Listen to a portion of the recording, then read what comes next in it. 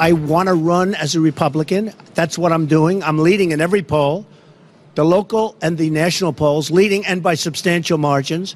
I hope that I will be the Republican nominee because that's the best way to win. I'm going to keep the door open on the other if I'm not treated fairly. And the word is fairly. It doesn't mean well. It means fairly. If I'm not treated fairly, we'll see what happens. Of course, not all conservatives are Republicans, and not all Republicans are conservatives. But where does Donald Trump register on the ideological spectrum? And could he be the right candidate for most on the political right? For more, we welcome in political consultant Brooke McGowan, who's also the founder of AmericasRemnant.org. She joins us via Skype from Oklahoma City. And we're also pleased to be joined by one of the true wise men of the conservative movement and the chairman of conservativehq.com, Richard Viguerie.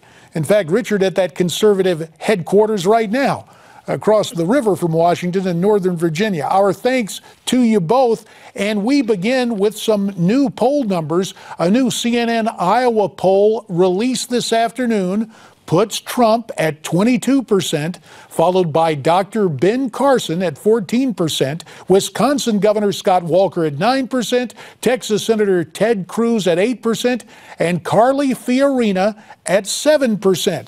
Brooke McGowan, your reaction to those numbers? Thanks for having me, JD. I think it's really important to pay attention to these early pollings. Even though we know they're going to shift over time, we still have to offer our support to the leader in the Republican Party as far as today goes.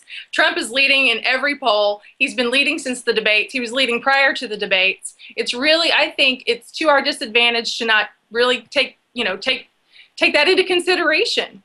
Richard, what about these new polls and the fact that Donald Trump remains atop them? Interesting, JD. I just did a quick analysis of those 5 candidates. They're probably 5 of the 6 most conservative of the 17 running, and they have 60%. You don't see in these numbers here Chris Christie, John Kasich, Jeb Bush.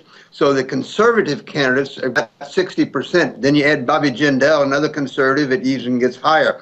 So, the conservatives are striking a chord with the voters out there. Brooke McGowan, we heard it was going to be the conservatives diluting the support, and Jeb was going to be the establishment favorite. But these numbers from Iowa don't seem to bear that out, do they? Well, it's early still, and we need to take that into consideration, JD. If Trump bows out of this race this early in the race, I believe Jeb will be the establishment push. He's the establishment push anyway. You see it on all the media. How can he poll at such high numbers against Hillary Clinton when we see these numbers that we just saw today from Iowa? It doesn't make sense. Well, let's return to the whole topic of Donald Trump and where he lines up on the ideological spectrum. Richard Viguerie, is Trump conservative enough for most conservatives? I think what he's done, JD, is strike a chord, which a few of the candidates have recognized, and they're trying to move into that, occupy that territory that Trump. And the nerve that he struck is people at the grassroots are furious with the Republican leaders. Angry, furious, and the lying and the dishonesty of the Republican leaders, John Boehner, Mitch McConnell, and they campaign against amnesty and Obamacare and high spending by the Obama administration, and then give Obama everything he wants after the election was over with in 2014. So the grassroots is furious, and Trump has tapped into that. I think you're going to see Cruz and Walker and some of the other people come in there and begin to erode that support. Maybe not in the next few days or weeks, but between now and the end of the year, you'll see that happen.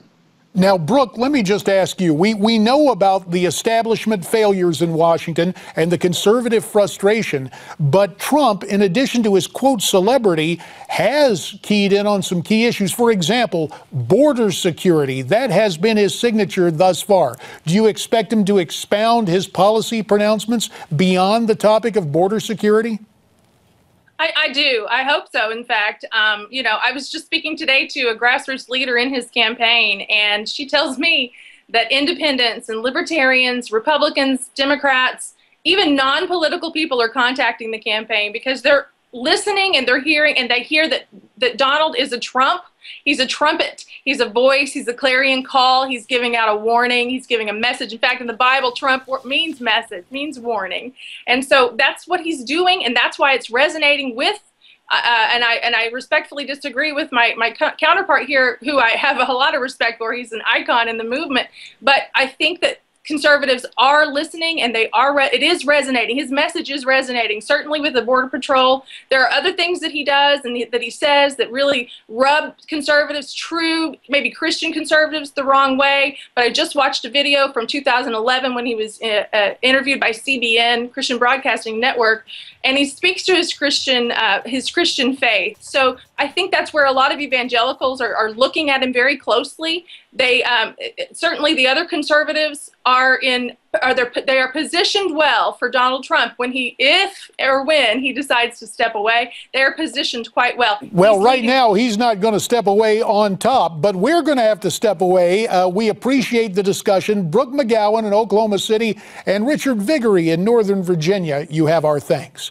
Now, the cap that Donald Trump has been wearing on the campaign trail and at campaign stops with his Make America Great Again slogan has become a sensation. In fact, sales of this cap are off the charts. Now you can get your very own Make America Great Again cap, a $25 value, free with this offer. Just pay shipping and handling. Go to newsmax.com/Trump cap.